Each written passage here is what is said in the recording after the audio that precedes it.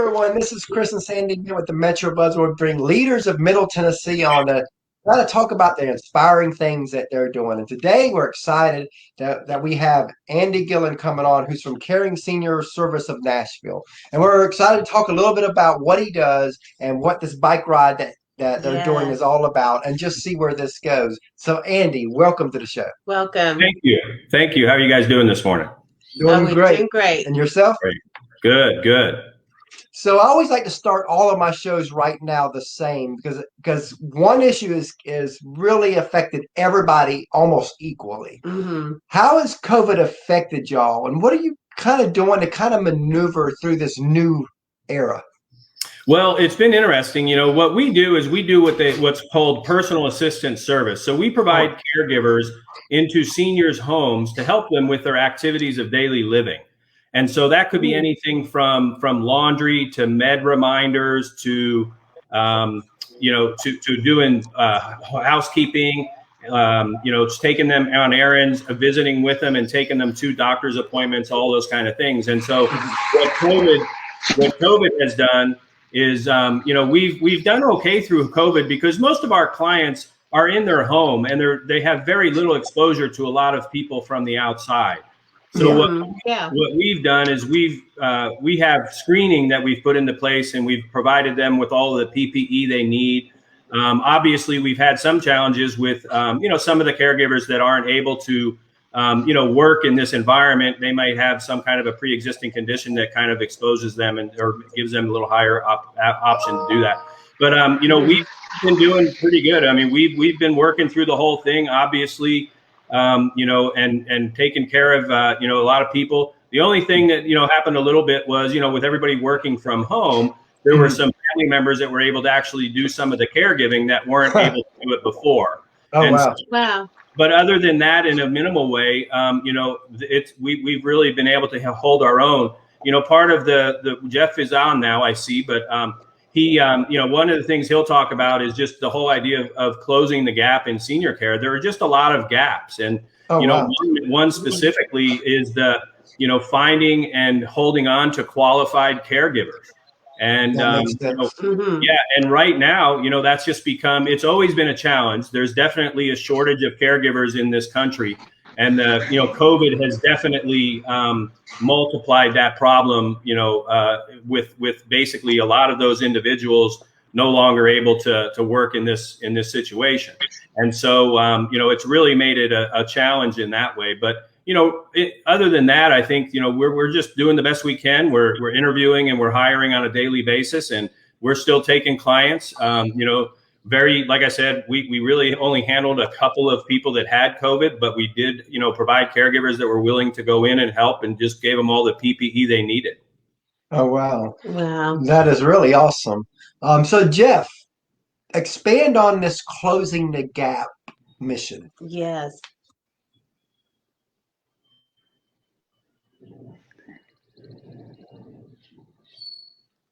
Hey guys, can you hear me? Okay, there you are. We can hear you now. Yes.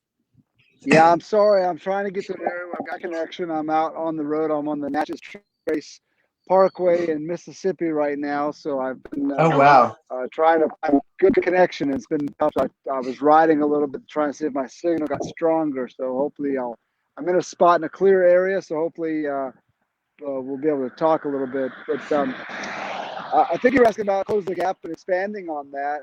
And really what Caring's trying to do is really take and look at each one of our communities and try to understand what gaps each community has in senior care.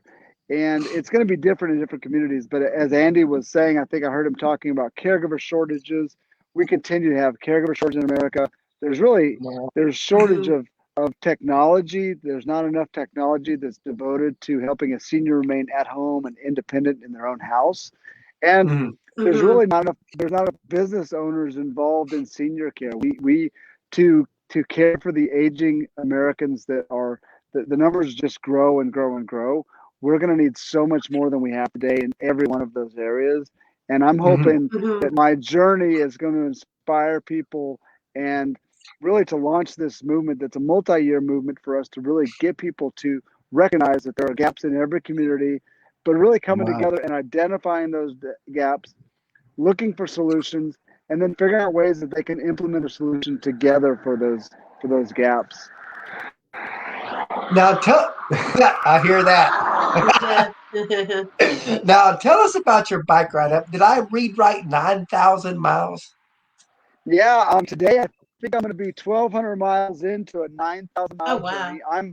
I'm visiting all 45 caring senior service locations in an effort to, one, celebrate 30 years of devoting myself and my company to caring senior service and the senior communities that we serve, but also to launch this movement to really raise awareness and bring attention to the communities and the gaps that exist in senior care, so that more people can get involved and help out. So yeah, it's a long way. I'll be traveling through 27 different states, be on the road for Wow. almost 4 months. So when are you going through Nashville? I'm actually going to be in Nashville on Sunday. I get there on Sunday, and we've got an event on Monday morning, I believe. Oh, wow. And so just a couple of days. I'm about 240 miles away right now. I'm getting there. Wow. So how many miles a Yeah. day do you normally go? We do anywhere between 80 and 120 miles a day. It's funny. We just passed a lot of. There were some bike riders tours on this Natchez Trace Parkway, and they do about 35 to 60 miles a day maximum. So we're doing double that distance at least, and it's kind of a bummer because we do have an itinerary. I've got to be at certain locations along the way, so it makes me rush a little bit. But it's still it's amazing 20 mile an hour pace, so I don't mind it too much. So you can enjoy the scenery, but you can't enjoy the area. Yeah, that's exactly right. That's exactly right. We just camped out last night at Jeff Busby Park, so got to enjoy the outdoors and stuff like that. So the in-between stops are fantastic, and I'm enjoying Mississippi. I'm really looking forward to getting to Music City and enjoying Tennessee, though. Wow. Yeah. So either one of y'all, how did caring senior service get started? Well, I started caring in 1991 in Odessa, Texas. I recognized early on, as I've been reflecting on this journey and thinking about what it means to me and to our company, I looked back, and early on, I recognized there was a gap early in that seniors that wanted to remain at home and independent, and they didn't have family nearby. It was a struggle, both for the family member who felt guilty because they couldn't be there, and the senior that needed help. So I recognized that I had a talent to be able to, I could match caregivers with clients and help them with that desire to stay at home, because Americans want to stay at home. They don't want to go to nursing homes. They don't want to go to assisted living if they don't have to. And we want to help them with that mission. I love that. And of course, with the baby boomer generation all getting older, I mean, this is only going to get bigger. Yeah, people don't really grasp the numbers that we're dealing with as technology, or at least medical technology, as it's advanced. People are staying alive a lot longer than they used to. More people are staying alive a lot longer. The things that typically would not allow that are no longer as big of a problem. So we've got they've called it the silver tsunami, as the baby boomers were aging to 65. Wow. That's been, but if you think about those numbers, as you get to our services, average age about 83 years old. So the 83-year-old population is gonna double by 2040, which might sound like a long way off, but it's really not that far out. Yeah, it's not at all, and that's going to be. I mean, and they're going to need a lot of help. Yeah, we look back on our 18 years of marriage, and it's like it just seemed like yesterday we got married. So yeah, it happens fast. Yes, it does. Yeah, absolutely. It flies by. 30 years for me with this business, and I didn't think it would happen as quick as it did. Wow. So Andy, how did you get involved? I actually got involved because my parents, at the end of not the end of their lives, but as they were aging, they needed they needed assistance. They needed a lot of assistance. And so we had gone, I saw a lot of really good, passionate, accountable caregivers. And I saw some that were kind of just, going through the motions. And I just kept always thinking that, there must be a better way. And, I started reaching out to different, personal assistance companies. And, you know, I kept coming back to Jeff because he was so passionate about the business and so available for me to talk to. He was, you know, one of the only CEOs that I even got to speak with. And I just felt that meant a lot. Mm-hmm. And he's extremely involved in the process. He's always available. And I just decided, you know, this is an area I think that I can feel good about helping people and giving families mainly peace of mind that somebody is with their parents at a time when they can't be, and that they are treating their parents and taking care of their parents as if they're their own. And so that's kind of my story is it really has to do with my parents and my love for my parents and just wanting to do a little bit better than I think they had at the end of their lives. Wow. Mm-hmm. So you're like really invested in this because you've used the service. Yeah, absolutely. And, you know, I was up in Denver at the time, and it was prior to my knowing Jeff, but we had a very similar service up there and doing exactly what we do. And like I said, I mean, you know, we do a lot of things that, you know, with Caring Senior Service that really weren't happening with the companies we were using up in Denver. So now, have y'all found that since your company's been growing, that other companies have taken some of y'all's ideas and implemented it for themselves? Yeah, I'll let Jeff answer that one.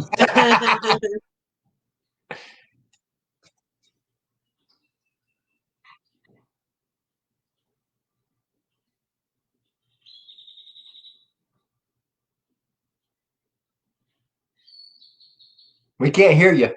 I know. Can't hear. Okay. So there you go. We can hear you. I muted as cars went by. So right. Yeah, what we found is that companies do mimic and have copied what we do, but they don't put it all together in the way that we do. We call it Great Caring Senior Service, and it's about the way that we deliver our service and the consistency that we deliver that people really can't match. And it's little things that seem simple, but they're hard for companies to do. Things like be able to start service within an hour. Things like every single caregiver that meets a client, we introduce them to that client before service starts. Mm-hmm.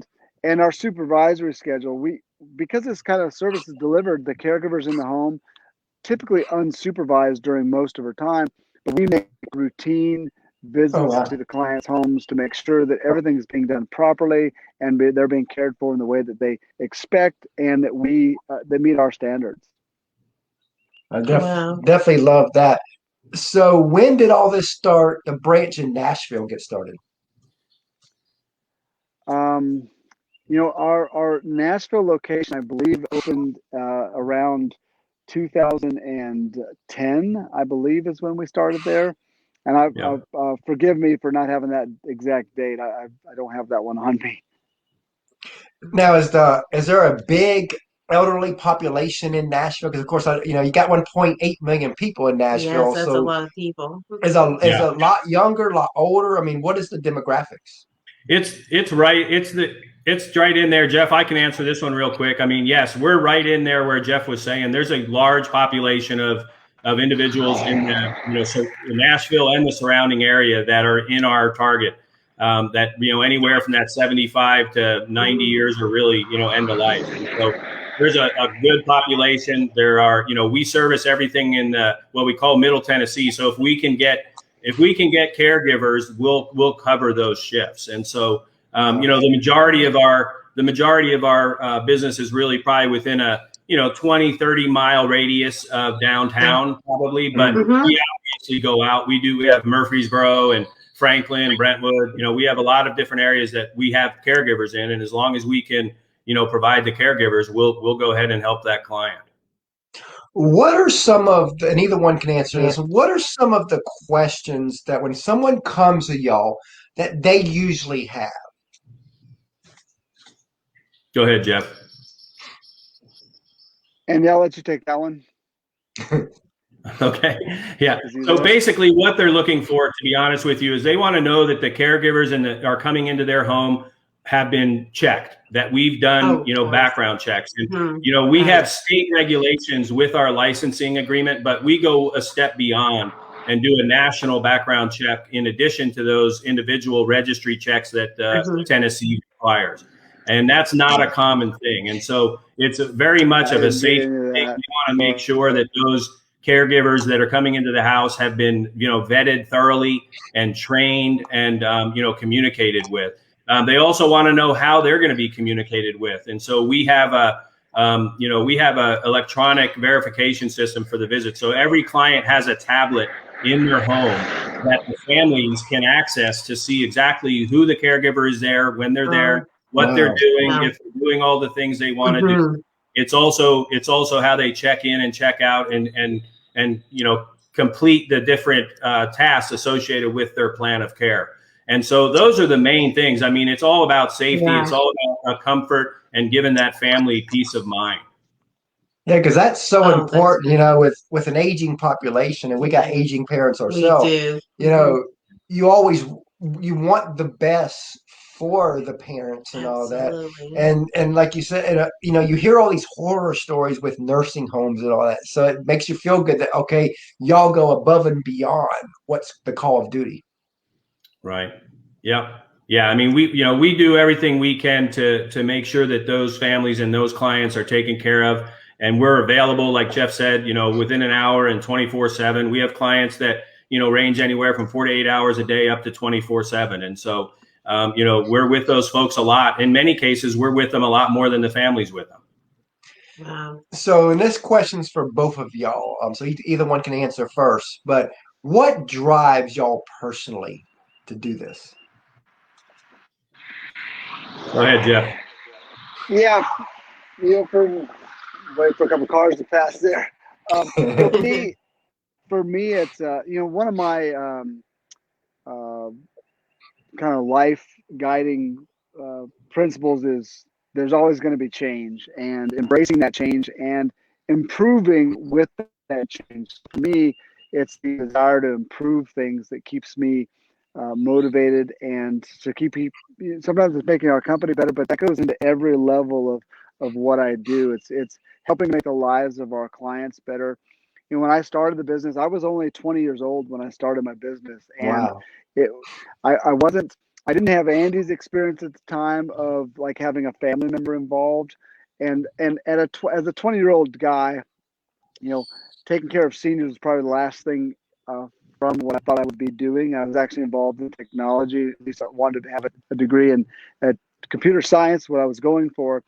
But once I started serving that first client and the subsequent clients that followed after that, it really became, I saw what it meant to the people we were serving and the change in their life and what we were providing. And that kind of gave me probably that purpose that a young man probably needs. And for me, it really drove everything that I do. And the fact that the business continues to grow, adding new franchise owners has been fantastic, because that means what I started can grow and be so much bigger than I could ever do individually.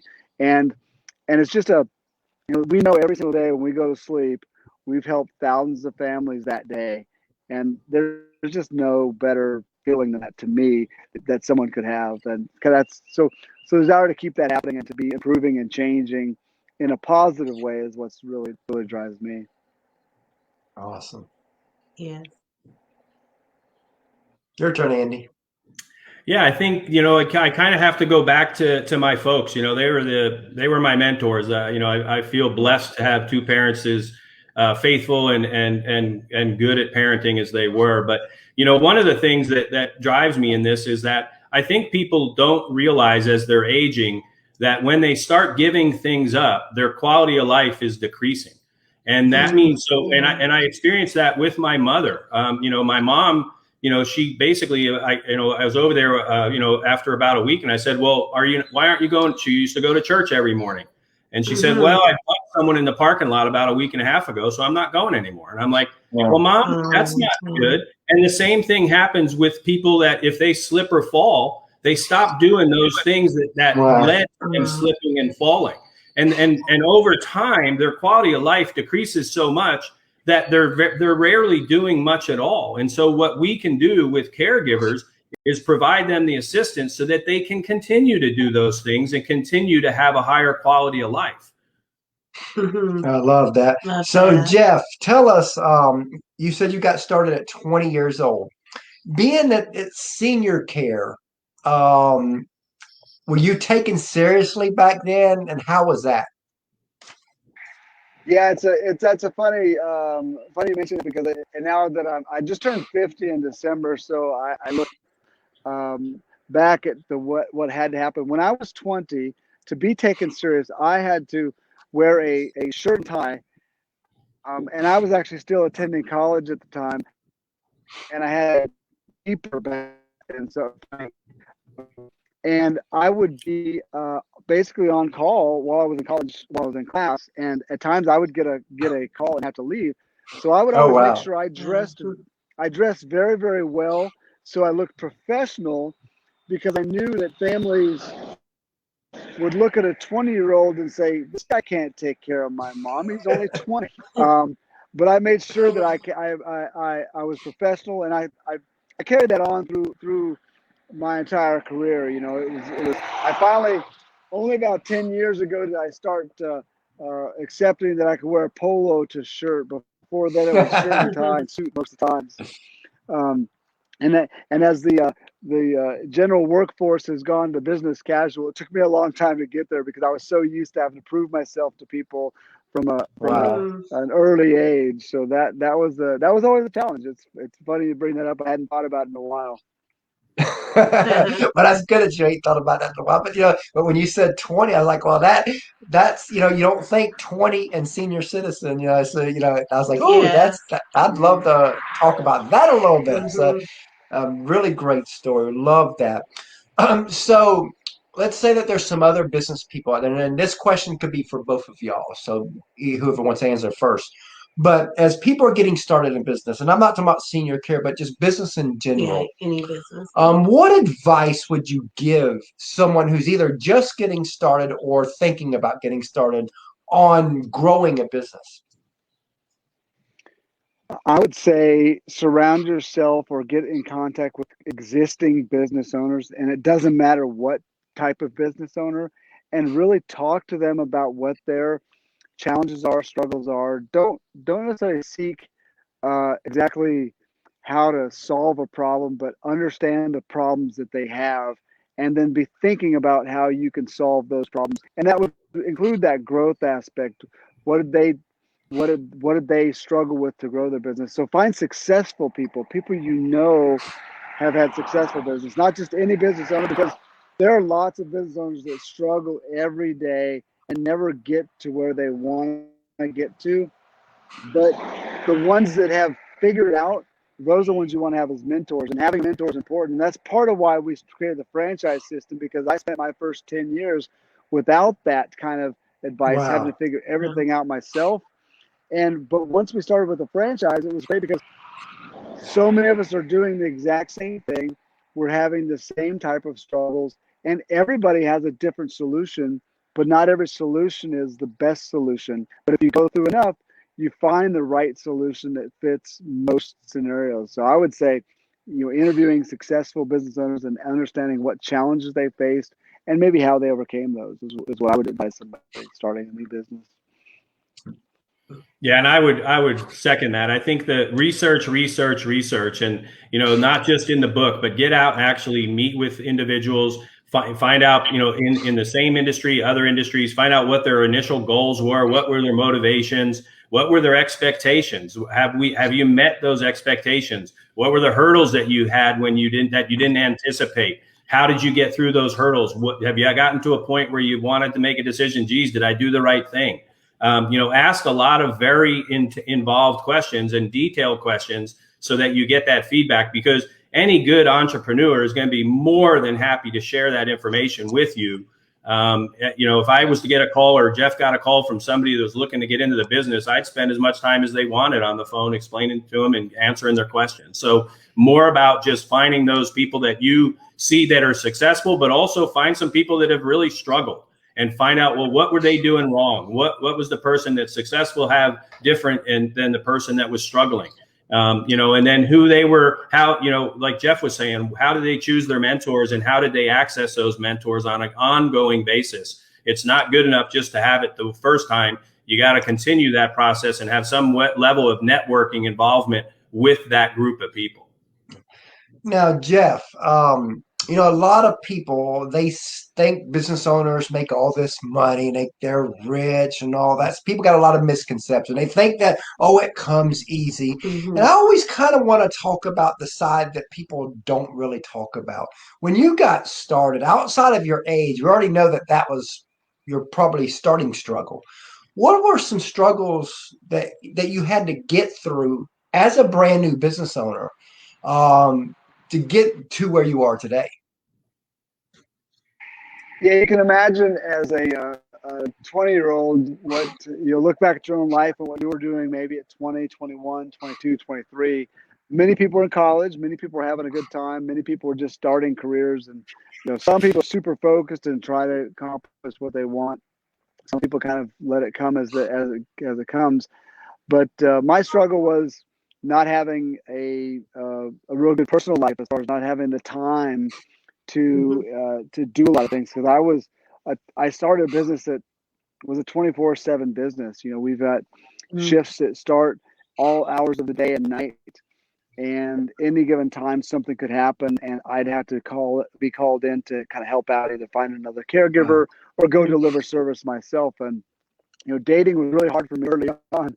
I say that because there was many times I would be at the movies on a date, and next thing I know, I'm getting a call and have to leave in the middle of the movie and go out to a client's house. Those things like, make sure we do a personal introduction meant a lot to me. And I would, even though I got a caregiver that could go out, she could meet the client and I didn't have to be there.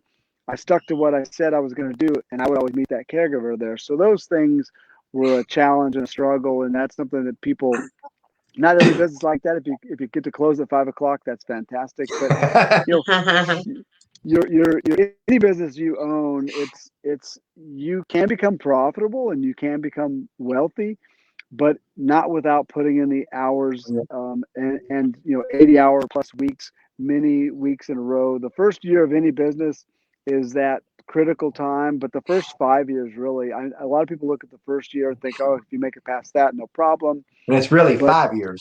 It's really 5 years. You've got to push, and if you do that, I think you can find that you can get there. But it's never, any business is never something that's completely without the owner's necessary involvement at some capacity. I'm spending 4 months away because I've spent 30 years building a team of people that can help me in accomplishing our goal. But that didn't come overnight. That took a long time to build that to where I could be able to be on this road for 4 months to do this really great journey. But so owning your own business but it's very rewarding at the same time. You do get you're the master of your own domain. You get to control those hours. Sometimes they control you.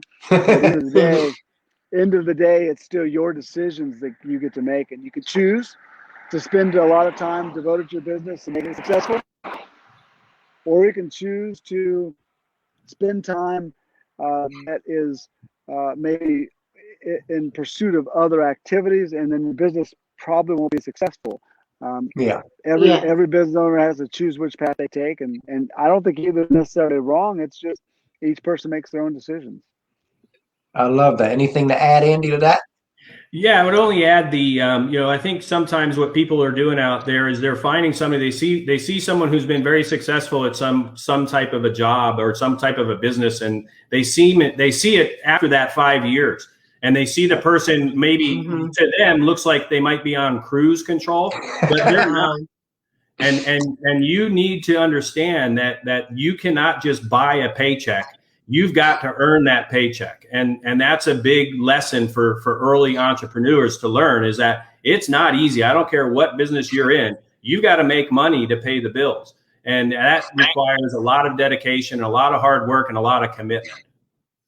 Yeah, and when you're doing something unique too, it makes it harder because there's like no path that's already been proven. Correct. Yeah. We're actually doing our very first charity event in December in Nashville, and it's going to be a 40 over 40.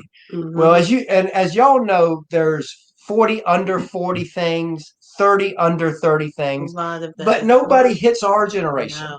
It's like, what about the 40s and the 50s and the 60-year-old professionals that are doing great things? Nobody talks about that. So we decided we're going to close that gap, as y'all say. Yes. And we're going to do a big 40 over 40 charity event at the end of the year. And again, I didn't realize Love how that. much planning has to go into that. Yeah, go ahead. No, I love that. That's an awesome concept. I love that. Yeah. And I can't look up other people to see Yes, how 'cause it's we're trying done to- because trying I to ain't seen pave the anybody way. that's ever done this in the U.S. Right. So we're like, what the cool thing about it is if this goes off really good, then we can have maybe eventually have other people do it under our banner. In other cities. Yeah. That's cool. That's great. Yeah. Yeah. Yeah. So what is next for y'all as we come to a close? 8,000 miles for me. Yeah. Yeah. So yeah, so I'm on my way to Nashville this evening to get ready for Jeff's arrival on Sunday, and then we have an event on Monday morning at a place interestingly enough, a place called 50 Forward. And so wow.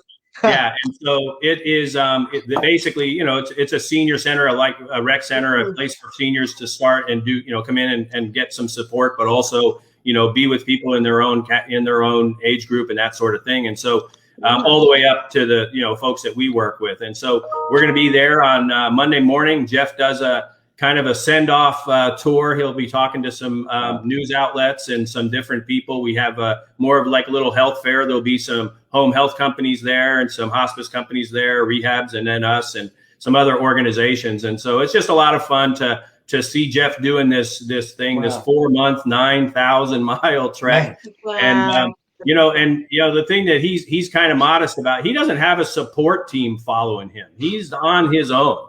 And wow. if he's got issues and he's got road, you know, mechanical problems or flat tires or anything, he's out there fending for himself. So he's got to wave people down or something if they're driving by. Yeah. Oh, So, wow. but anyway, so that's kind of where we're headed with this. And then, like Jeff said, this is only the 6th or so stop, and so he's got another 39 stops over the next 3.5 months to really get this movement going. You know, and we didn't really get a chance to talk about the grab the bars component of it, but that's still there. Well, he can talk about that real Oh, quick. yes. Yeah, go ahead, Jeff. Talk about the grab the bar. I think I'm am I back on? Yes. Yes. Okay. I'm sorry. It cut out for a minute for me there. So yeah, I said look for all the pickup trucks I can, and in case I break down, I just throw things in the back of a truck.